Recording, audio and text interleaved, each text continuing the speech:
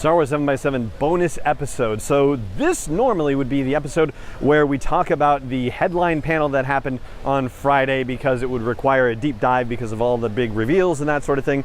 The Big Friday panel was about Light and Magic, which was the already previously revealed documentary series about ILM that is coming in July. And so we are not going to be talking about that. Instead, we're going to be talking about some non-spoiler reactions, non-spoiler, to the first 2 episodes of the Obi-Wan Kenobi series, which just dropped today. Punch it.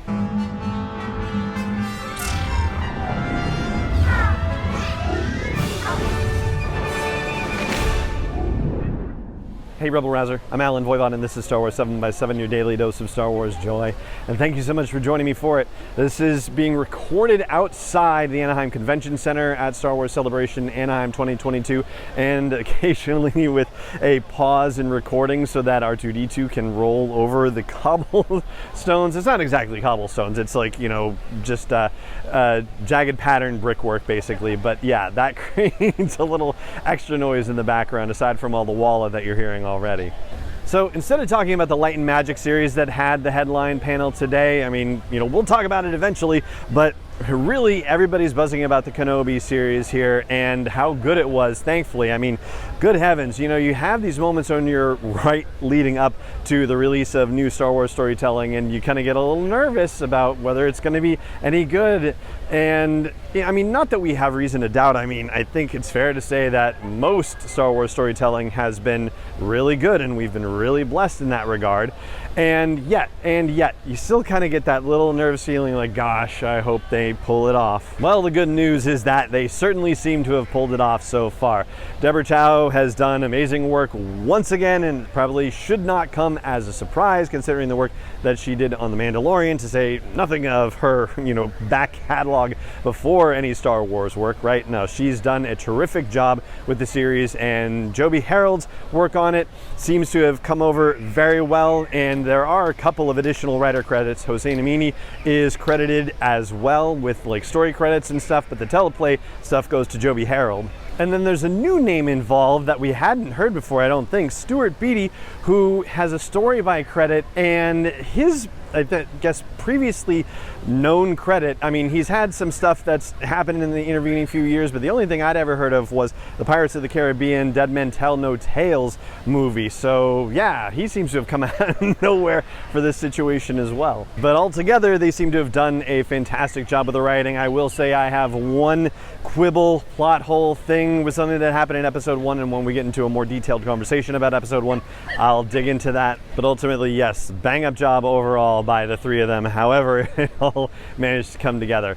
The other thing I'll say is that what we saw in teasers and trailers and other little commercial and social footage, mostly covered by these first 2 episodes. There are a couple of little bits and pieces there, including one action sequence that looks like it takes place later on in the series. Definitely didn't show up in these first 2, but we've just seen a couple of very quick shots from that particular scene, and it's not happening until probably episode 3, I'm thinking. And I will also say that, my goodness, Natalie Holt's score is just tremendous. And, you know, I started to think about this in terms of like, gee, it's, you know, about time that they had a female composer working on Star Wars live action, but, you know, when you consider that it's been John Williams for so long, and there haven't actually been a lot of them overall. I mean, it's John Williams, Michael Giacchino, who did Rogue One, although it was supposed to be Alexander Desplat, I believe, and then John Powell for Solo: A Star Wars Story, and then Ludwig Göransson for The Mandalorian, and Joseph Shirley for The Book of Boba Fett.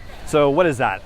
John Williams, Powell and Giacchino and Göransson and Shirley, it's 5. So yeah, I mean, 5 to 1. It is about time, but maybe, you know, it seems like a lot more because of 11 movies and all this stuff, but John Williams, come on. Anyway, I'm thrilled with it. And the theme that John Williams wrote for Obi-Wan is just gorgeous, and the way that Natalie Holt plays with that theme and weaves it into all of her work is just brilliant. It is by turns nostalgic and haunting and tense and anxiety producing. And then kind of circling back to the writing in a way, but One of the things that we talked about in the lead up prior is that there would have to be something really significant to get Obi-Wan to leave Tatooine. Like that would have to be the situation, because we knew he was going to leave Tatooine and go on a quote-unquote rollicking adventure.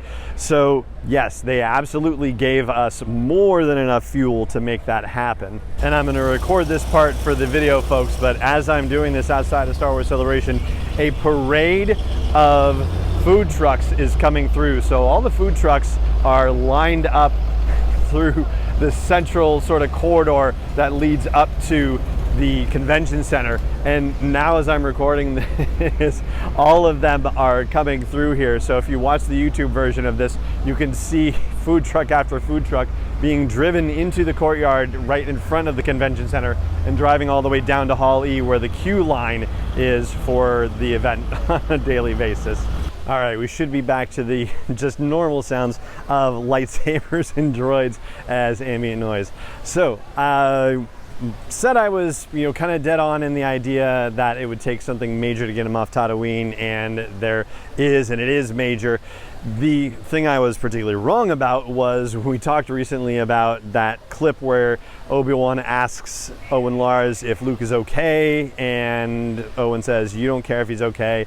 And I had said that Obi-Wan was maybe hiding and there was some secret meeting and maybe something had happened to Luke. Well, no, that's not it at all. So yeah.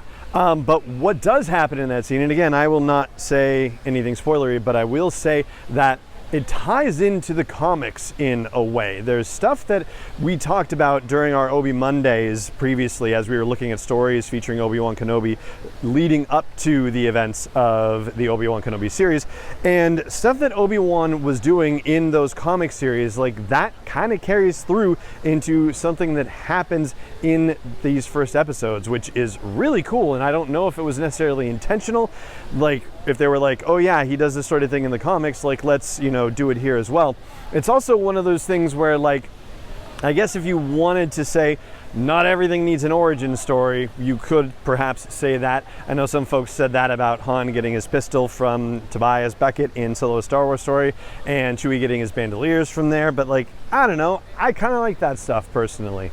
I'll also say that they managed to keep some stuff really secret and in a really good way, unless I was just like head down in the sand and missing a lot of the stuff, and intentionally so, or that I wasn't paying attention to rumors, leaks, and spoiler sites or whatever. Like, there's a whole chunk of these first 2 episodes that will surprise you if you have been trying to avoid spoilers.